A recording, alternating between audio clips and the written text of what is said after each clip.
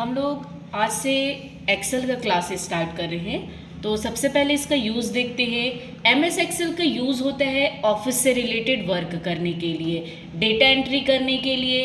इसमें आप लिस्ट तैयार करना चाहते हैं, टेबल तैयार करना चाहते हैं, तो उसके लिए हम एक्सेल का यूज़ करते हैं। सबसे ऊपर जो शो हो रहा है ये कहलाता है टाइटल बार, जिसमें टाइटल शो होता है कि हम कौन सा पेज ओपन किए हैं। टाइटल बार के राइट साइड में 3 बटन होता है, minimize, maximize and close button. तो मिनिमाइज का यूज़ होता है किसी भी प्रोग्राम को टास्क बार में स्टोर करके रखने के लिए, यहीं से हम ओपन कर सकते हैं। मैक्सिमाइज क्या करता है, छोटा एंड बड़ा करने के लिए होता है। और क्लोज क्या करता है, पूरे प्रोग्राम को बंद करने के लिए होता है।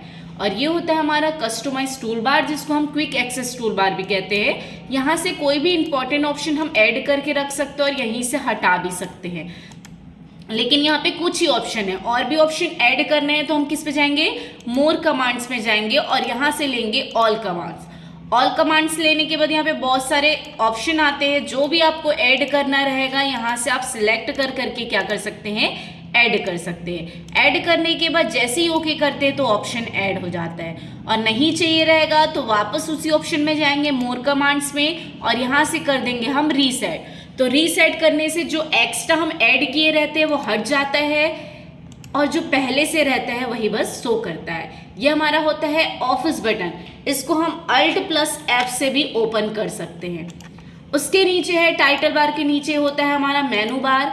मेनू में जब क्लिक करते हैं तो नीचे जितना ऑप्शन आता है ये पूरा कहलाता है रिबन टूल बार, जिसको हम बोलते हैं स्टैंडर्ड टूल बार। और इसके अंतर्गत ये छोटे छोटे ऑप्शन दिया हुआ है, ये एक एक टैब कहलाता है।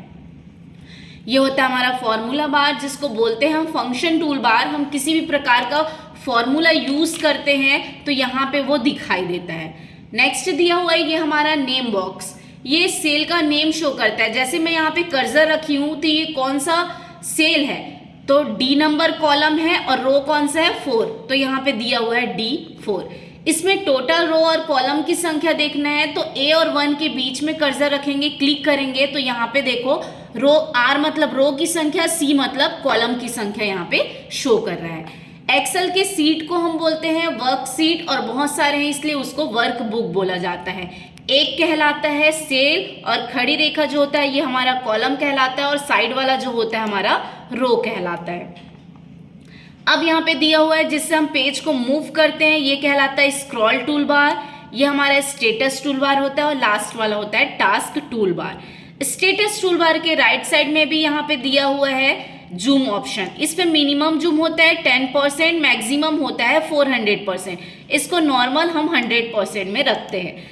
अब जैसे कि यहाँ पे कोई भी हम वर्क करते हैं, कभी कभी पेजेस इधर उधर हो जाता है, समझ नहीं आता है, तो पेजेस को अगर नॉर्मल करना रहेगा तो ये फर्स्ट ऑप्शन है जिसके जरिए हम पेज को नॉर्मल शो कर सकते हैं, ये है। उसके बाद दिया हुआ है पेज लेआउट। पेज लेआउट के जरिए हम ये देख सकते हैं कि हमारा फर्स्ट पेज कहाँ से कहाँ तक है। तो हमारा फर्स्ट पेज है A से I तक। इसको मिनिमम जूम करेंगे तो यहाँ पे देखो दिखाई देगा हमारा पेजेस, फिर आप यहीं से नॉर्मल कर सकते हो।